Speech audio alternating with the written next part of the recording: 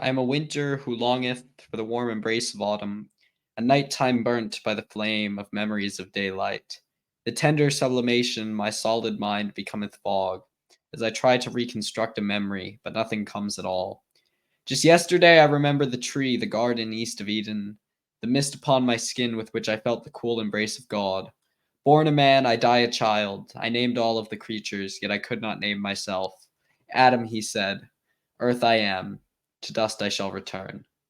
What did he mean? I am a butterfly who longeth for the flesh of caterpillar. When I walked the earth, oblivious, disrobed.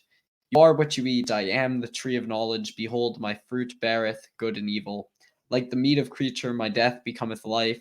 For sin entered the world through one man, my life becometh death. Yet thou wouldst do the same if thou would get the chance. Of wet and viscous mud my father created man and woman. The fruit came they of earth, obstinate and foolish, he knew they were for sure. Every tree which bore good fruit available in sight. Yet rivers flow with gold, and heavens carry water. To dress and keep is a task too narrow for the reckless sight of man. To buy free and spurn my maker, I reckon, better than to have never died at all.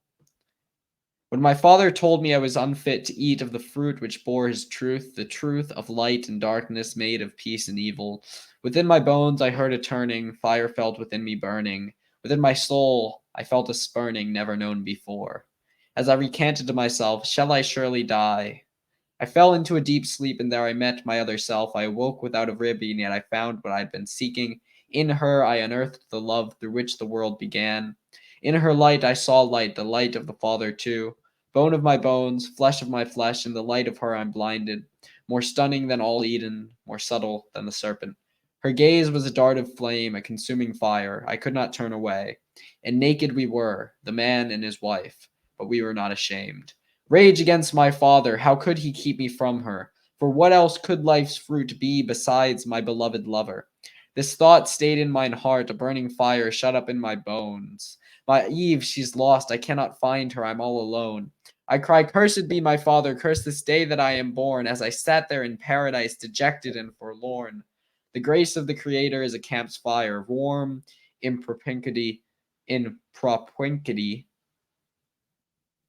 scalding to the touch. Though that fruit beareth evil, so too doth my heart, which whispers in a still small voice, Ye surely shall not die. Better to reign in hell than to serve in heaven. I find my Eve, she speaketh to the subtle serpent in the field. I incline my heart to ear to listen, but deny my heart to hear. And he said to the woman just what my conscience whispered in my ear, that the fruit of life is knowledge, and that is good, not evil. He vindicates within me a suspicion, and now I know for sure that to my Father in heaven I was not made to serve. A liar and deceiver that he was, it all made so much sense. That accuser cut through all the drivel. Why canst I eat of the knowledge of good and evil? The more I ate of other trees, the more ravenous became I, plump and stout and paunchy, yet never satisfied. The fruit of the tree, not Eve, not God, was the apple of my eye. I could not honor anyone who saith, if you eat of this, you die. The serpent was my champion. Could we really be as gods? What is this good and evil, and why do I want it so? Good is the tree of life, surely must evil be too. Behold, knowledge, why art thou so pleasant to the eye? I cannot believe that if I feast of you, that I shall surely die. And I saw alongside woman that the tree was good for food. When she offered me the fruit, she did not need to ask me twice. Lost in a haze of ecstasy, lost in the fire of her eyes, and I did eat.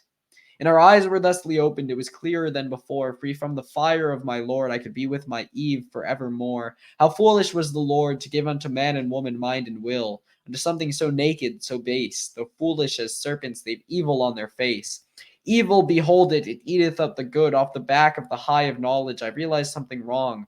My soul, my heart is evil. I know it, it's not good. That part of me, the breath of God, now rotten and corrupt. I cannot see the garden, I can only see my shame. Naked and afraid, I cover up and hide, but it's all the same. The woman soweth fig leaves, but I cannot sow back my pride. So haughty and slow-witted, how could I possibly think that man could spurn his deity and become God instead? What God I was, I lost, and so my progeny too, my eyes wide shut, blinded to love and grace. For it's not God's fault that man thinks within creation he can find a hiding place. I hear the voice of my Lord walking in the garden. The cool breeze of day is freeze unto my bones, and the garden is too lost to sight. I and the woman hide from God's Spirit, which fills the garden, the cool mist now burning to the touch. And I hear his voice shouting with desperation, "Where art thou?"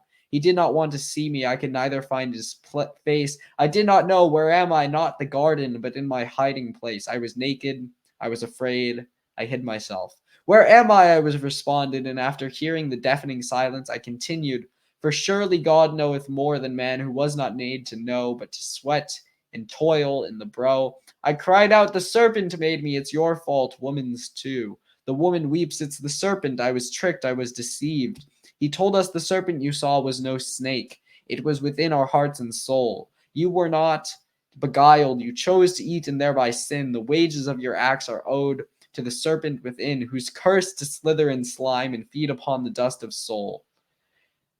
The serpent cannot feed on the dust in the soul of man qua man, but only that of the half creature since the fall began.